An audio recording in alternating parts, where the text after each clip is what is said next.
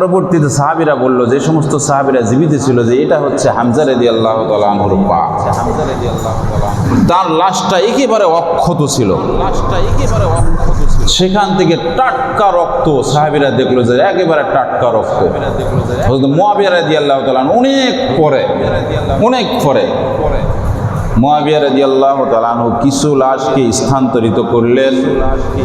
সেখানে কূপ খনন করতে গিয়ে হামজা রাদিয়াল্লাহু তাআলা আনহু পায়ের দিকটা একটু চোট খাওয়ার পরে যে রক্তটা বের হয়ে গেছিল, সাহাবায়ে আজমাইনরা বলেন, কোরআনের আয়াতের সঙ্গে আমরা যেন পরিষ্কার আল্লাহর রাসূলের কথার সঙ্গে হুবহু মিল পেয়ে গেলাম। সুবহানাল্লাহ। কি মিল পেল? ফাযকুরুনি আযকুরুকুম ওয়াশকুরুলি ওয়ালা তাকফুরুন। ইয়া আইয়ুহাল্লাযীনা আমানুস্তাঈনু বিস-সাবরি ওয়াস-সালাহ ইন্নাল্লাহা মা'আস-সাবিরিন ওয়ালা তাকুলু লিমান ইউকতালু ফী সাবিলিল্লাহি আমওয়াত বাল আহইয়াউন ওয়ালাকিন লা তাশউরুন। যারা আল্লাহর দ্বীনকে প্রতিষ্ঠা করার জন্য জীবনের সব কিছু ব্যয় করে, এক পর্যায়ে নিজের জীবনটাকে দিয়ে দেয়, তাদেরকে তোমরা মৃত্যু বলো না, তারা নিঃসন্দেহে জীবিত। সাহাবায়ে আজমাইনরা নিজ চোখে হযরত হামজা রাদিয়াল্লাহু তাআলা আনহুর লাশ দেখে এই আয়াতের সঙ্গে তারা বিশ্লেষণ করেছেন। হুবহু আল্লাহ যা অবতীর্ণ করেছেন, আল্লাহর রাসূল যা বলেছেন, এর মধ্যে এক চুল পরিমাণও কোনো সন্দেহের লেশ মাত্র নেই। সূরা বাকারার মধ্যে আয়াতটা আসছে। তাহলে দেখেন, যারা জীবন উৎসর্গ করে দেন ধর্মের খাতিরে, দ্বীনের খাতিরে, তাদেরকে তোমরা মৃত্যু বলো না। আল্লাহ পাক বলছেন, তাদেরকে তোমরা মৃত্যু বলো না, বরঞ্চ তারা জীবিত। তোমরা তা দেখো না বান্দা। ঈদের 2 রাতে, হাদিসের মধ্যে দেখলাম, ঈদের 2 রাতে যদি কোনো বান্দা একনিষ্ঠতার সাথে সওয়াবের আশায় ইবাদত করে জাগ্রত থেকে বলেছেন যে ওই আত্মাদের কোনো সময় মৃত্যু হবে না। সমস্ত মানুষেরা যেদিন মারা যাবে কবরে, সেই আত্মাদের আল্লাহ রাব্বুল আলামিন জীবিত রাখবেন। ঈদের দিনের ফজিলত, ঈদের পরে শাওয়াল মাস আসে। শাওয়াল মাসের সবচেয়ে বড় একটা ফজিলত, 6টি রোজা যদি কোনো বান্দা রাখতে পারে, সারা বছর রোজা রাখলে যে সওয়াব, সম পরিমাণ সওয়াব 6টি রোজা রাখলে আল্লাহ রাব্বুল আলামিন দান করেন। 6টি রোজা এক মাসের মধ্যে রাখতে হবে, একাধারে নয়। আপনার ইচ্ছা, শাবান পুরাটা মাসের মধ্যে আপনি 1টা 2টা রাখলেন, আবার এক সপ্তাহ পর 2টা রাখলেন। এরকমভাবে নিয়ত করেন যে আল্লাহ রাব্বুল আলামিন যেন এই 6টি রোজা আমাদেরকে রাখার তৌফিক দান করেন, বলেন আমিন। 6টি রোজার অত্যধিক ফজিলত, অবশ্যই রাখার চেষ্টা করবেন। তবে যারা অসুস্থ রোগী, তারা পাকা নিয়ত করবেন না। নিয়ত করলে, নিয়ত যদি আপনি শক্ত করে ফেলেন, সেটা আপনার উপর ওয়াজিব হয়ে যাবে। ওয়াজিব যখন হয়ে যাবে, না পালন করলে আপনি গুনাহগার হয়ে যাবেন। এই জন্য যেদিন থাকবেন যে ইনশাল্লাহ আমি চেষ্টা করব, দেখি পাকা নিয়ত করা বড়। আবার অন্য দিক থেকে সমস্যা আছে। আমি বলতেছিলাম, হামজা রাদিয়াল্লাহু তাআলা আনহুর লাশ যখন আল্লাহর রাসূল দেখলেন ডুকরে ডুকরে কাঁদতেছিলেন, এক পর্যায়ে আল্লাহর রাসূল ফতে মক্কা যখন বিজয় করলেন, ওই ওয়াসি এসে আল্লাহর রাসূলের কাছে ধর্ণা দিলেন, ইয়া রাসূলুল্লাহ, ইয়া হাবিবাল্লাহ, আপনার কান্না আমি দেখেছিলাম উহুদ প্রান্তরে। আমি আপনার কাছে প্রথমে মাপ চাই, এরপরে আমাকে কালমা আপনি পড়ায় দেন। আমি গোপনে গোপনে ছিলাম, জানি না আমি আমার ফেস প্রকাশ করলেই হয়তোবা সাহাবীরা মেরে ফেলবে, এই জন্য দীর্ঘদিন গোপনে ছিলাম। আমি গোপনে কৌশলে আপনার এখানে ধর্ণা দিয়েছি, আমাকে সর্বপ্রথমে আপনি কালেমা পড়ায় দেন, লা ইলাহা ইল্লাল্লাহু মুহাম্মাদুর রাসূলুল্লাহ। ওয়াসি ফতে মক্কার সময় ঈমান আনয়ন করলো। ওয়াসিকে দেখে আল্লাহ রাসূল বললেন, ওয়াসি, তুমি না আমার চাচাকে হত্যা করেছো, কিভাবে হত্যা করলে বিস্তারিত একটু শোনাও। যখন ওয়াসি বলতেছিল, এক পর্যায়ে আল্লাহ রাসূল আবার টুকরে টুকরে কান্না শুরু করে দিল। এক পর্যায়ে আল্লাহ রাসূল বললেন, ওয়াসি তুমি আর বলো না, আর বলো না, তবে আমার একটা আবেদন শোনো, তুমি আমার সম্মুখে আর কোনোদিন আসার চেষ্টা করো না, কোনোদিন তুমি আমার সামনে আসবে না। ওয়াসির মনে বড় আঘাত লেগে গেল। আমি আমার আল্লাহ রাসূলের ফেস, আল্লাহ রাসূলের জাসাস মোবারক দেখতে পাবো না, আল্লাহ রাসূলের পিছনে পিছনে নামাজ পড়বো ঠিকই, কিন্তু তার সামনে আমি যেতে পারবো না। এটা কেমন কথা হলো? আমি কি অপরাধ করেছি? তিনি চিন্তা করে দেখলো যে আমার সবচেয়ে বড় অপরাধ মুশরিক থাকা অবস্থায় আমি তার চাচাকে হত্যা করেছি। তিনি ওয়াদা করে বসলেন, যেই বর্ষা দিয়ে আমি যে বর্ষা দিয়ে আল্লাহ রাসূলের চাচাকে আমি হত্যা করেছি, এই বর্ষা দিয়ে ইসলামের সবচেয়ে বড় একজন দুশমনকে আমি হত্যা করতে চাই। এক পর্যায়ে আল্লাহ রাসূলের তিরোধানের পরে, মৃত্যুর পরে আবু বকর রাদিয়াল্লাহু তাআলা আনহু খেলাফতের দায়িত্ব নিলেন। মুসাইলামাতুল কাজ্জাব, তিনি মিথ্যা নবী বলে দাবি করলেন যে আমি নবী। এক পর্যায়ে হযরত আবু বকর সিদ্দিক যুদ্ধে ডাক দিলেন। সেই যুদ্ধে ওয়াসি বীরত্বের সাথে লড়ার জন্য আবু বকরের সামনে দাঁড়ালেন। আবু বকর রাদিয়াল্লাহু তাআলা আনহুর সামনে গিয়ে ওয়াসি বলতেছে যে আমি সম্পূর্ণ দায়িত্ব নিতে চাই, যদি প্রথমে শহীদ হতে হয় তাহলে আমি শহীদ হব, তবে আমি এই যুদ্ধের ময়দানে অবশ্যই মুসাইলামাতুল কাজ্জাবকে আমি জীবিত আর দেখতে চাই না। বীরত্বের সাথে তিনি ঝাঁপায়ে পড়লেন। এক পর্যায়ে ওয়াসি যে তরবারি দিয়ে হামজা রাদিয়াল্লাহু তাআলা আনহুকে শহীদ করেছিলেন, যে বর্ষা দিয়ে তাকে মেরেছিলেন, একই বর্ষা দিয়ে মুসাইলামাতুল কাজ্জাবকে তিনি আক্রমণ করলেন। এক পর্যায়ে বর্ষা মেরে দিলেন। মুসাইলামাতুল কাজ্জাব পড়ে গেলেন, ধরাশায়ী হলেন।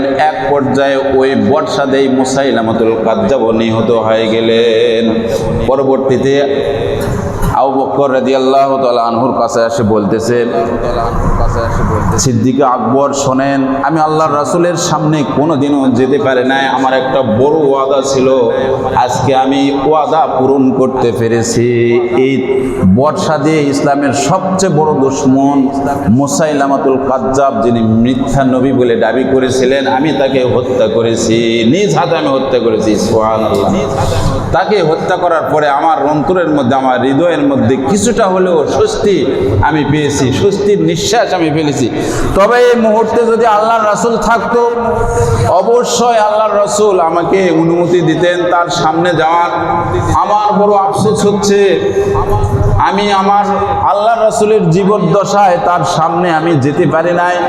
জানি না কিয়ামতের ময়দানে আল্লাহর রাসূল আমাকে কতটুকু মহাব্বত করবে, এটা আমার জানা নাই।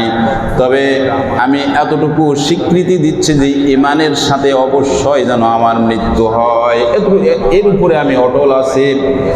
হাদিসের মধ্যে আসছে, আসহাবিকান নুজুম বিআইয়িহিম ইক্তাদাইতুম ওয়া ইহতাদাইতুম, যদি তোমরা ও বান্দা আমার একজন সাহাবীর যদি আদর্শকে আঁকড়ে ধরতে পারো, নিঃসন্দেহে হেদায়েতের পুরাপুরি দৌলত তোমরা অর্জন করতে পারবে। সুবহানাল্লাহ। হেদায়েতের দৌলত তোমরা পেয়ে যাবে। একজন সাহাবীর আদর্শকে যদি আমরা ধরতে পারি, তাদের জীবন একদিকে, তারা কি করেছে, বিষয় সম্পত্তি নিয়ে তারা কতটুকু জীবন ব্যয় করেছেন, ইসলামের খাতিরে তারা কতটুকু ব্যয় করেছেন, এটি আমাদের দেখার বিষয়। আল্লাহ রাব্বুল আলামিন শেষ জামানাতে আমরা এমন এক অবস্থানে আছি, ইসলাম প্রকাশ্যে পালন করতেও আমরা বাধাপ্রাপ্ত হচ্ছি বিভিন্ন দিক থেকে। মুসলমান বাংলাদেশটা একটু শান্তিপূর্ণভাবে আমরা পালন করতে পারতেছি, কিন্তু অন্যান্য কান্ট্রিতে মানুষ অসহায়। আল্লাহ রাব্বুল আলামিন আমাদেরকে যেন শেষ মুহূর্ত পর্যন্ত ইসলামের ঝান্ডাকে সমুন্নত করে বীরত্বের সাথে কালেমের পতাকাকে যেন আমরা উড্ডীন করে রাখতে পারি বাংলার জমিনে। সবাই বলেন আমিন। হযরতে মুয়াবিয়া রাদিয়াল্লাহু তাআলা আনহুর জীবনে অনেক ঘটনা আসছে। আমি যেটা পড়ে দেখেছি, আমার মেধায় যতটুকু ধরছে, যে মুয়াবিয়া রাদিয়াল্লাহু তাআলা আনহুকে অনেকেই খারাপ নজরে দেখেন, কিন্তু হাদিস যেটা বলতেছে, ন্যূনতম একজন সাহাবী হযরত বরফির রহমতুল্লাহ আলাইহি তিনি বলেন ইমাম আজম আবু হানিফা রহমতুল্লাহ আলাই তিনি বলেন যে আমার মর্যাদা হচ্ছে একটা ঘোড়া দ্রুত বেগে চলতেছে, একটা ঘোড়া চলতেছে সাহাবীদের, তার উপরে সাহাবী বসা আছে, দ্রুত বেগে চলতেছে, ঘোড়ার পায়ের যে ধুলার ছিটকানি, ওই ছিটকানিটা যদি তুলনা করা হয় তাহলে ওই কি বলে ধুলার তুলনায় আমার মর্যাদার সমপরিমাণ হতে পারে না। সাহাবীদের মর্যাদা তিনি প্রমাণ করেছেন যে সাহাবীদের এত মর্যাদা। সাহাবী কাদেরকে বলা হয়? সাহাবী বলা হয় যারা আল্লাহর রাসূলকে ঈমানের সাথে দেখেছেন, ঈমানের সাথে মৃত্যুবরণ করেছেন। অনেক মুশরিকরা আল্লাহর রাসূলকে দেখেছেন কিন্তু ঈমানের সাথে দেখেন নাই। যারা ঈমানের সাথে দেখেছেন, অটল থেকেছেন, ঈমানের সাথে মৃত্যুবরণ করেছেন।